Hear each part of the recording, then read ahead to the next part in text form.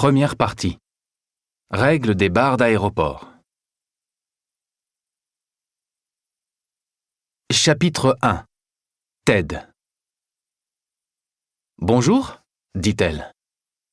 Je contemplais la main pâle constellée de taches de rousseur posée sur le dossier du siège voisin, au bar du salon classe affaires de l'aéroport de Heathrow. Puis, je levai les yeux vers le visage de l'inconnu. « On se connaît ?» demandai-je. Ses traits ne m'étaient pas particulièrement familiers, mais son accent américain, son chemisier blanc impeccable et son jean moulant rentré dans de hautes bottes montant jusqu'aux genoux, tout cela la faisait ressembler à l'une des détestables amies de ma femme. « Pas du tout, » répondit-elle. « Désolée, j'admirais simplement votre cocktail. Je peux ?»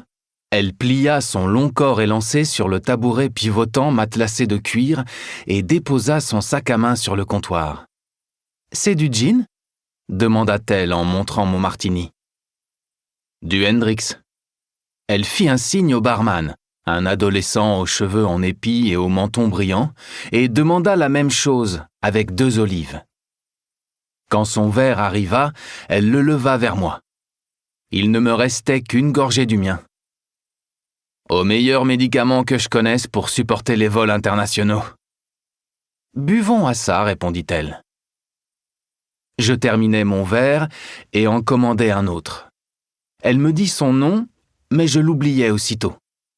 Je lui donnai le mien, juste Ted, pas Ted Severson, du moins pas encore. Assis dans ce salon trop moelleux et trop éclairé, nous bûmes nos cocktails en échangeant quelques paroles qui confirmèrent que nous attendions d'embarquer sur le même vol direct à destination de l'aéroport Logan de Boston. Puis, elle sortit un mince livre de poche de son sac à main et se mit à lire, m'offrant l'occasion de mieux la regarder. C'était une très belle femme, longue chevelure rousse, yeux d'un bleu tirant sur le vert, claire comme les eaux tropicales, peau si pâle qu'elle en avait presque la blancheur céruléenne du lait écrémé.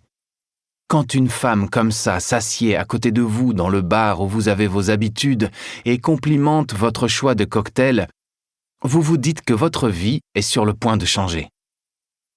Mais les bars d'aéroport n'obéissent pas aux mêmes règles. Vos compagnes et compagnons de comptoir s'apprêtent à décoller pour une destination à l'opposé de la vôtre.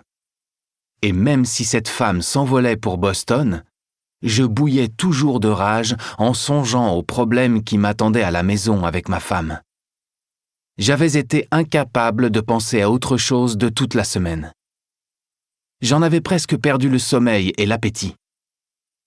Les haut-parleurs diffusèrent une annonce dans laquelle les 2 seuls mots intelligibles étaient « Boston » et « retard ». Je levai les yeux vers l'écran au-dessus des bouteilles d'alcool rétroéclairées sur la dernière étagère. Notre vol affichait 1 heure de retard.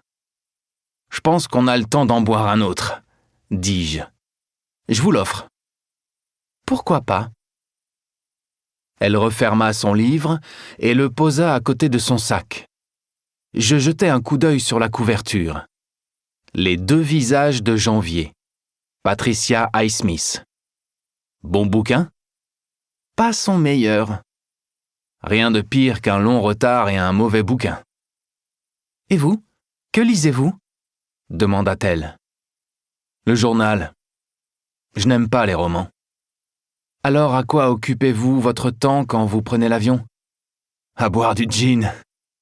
À échafauder des meurtres. Intéressant, dit-elle en m'offrant son premier sourire, un large sourire qui creusait un pli au-dessus de sa lèvre supérieure et dévoilait une dentition parfaite et un soupçon de gencive rose. Quel âge pouvait-elle avoir ? Quand elle s'était assise, je lui aurais donné à peu près le mien, autrement dit 35 ans. Mais son sourire et les taches de rousseur claire qui parsemaient l'arête de son nez lui donnaient l'air plus jeune, 28 ans peut-être. L'âge de ma femme. Pour continuer à écouter ce livre audio gratuitement, cliquez sur le lien dans la description et vous pourrez l'écouter en entier sans frais grâce à l'essai de 30 jours d'Audible.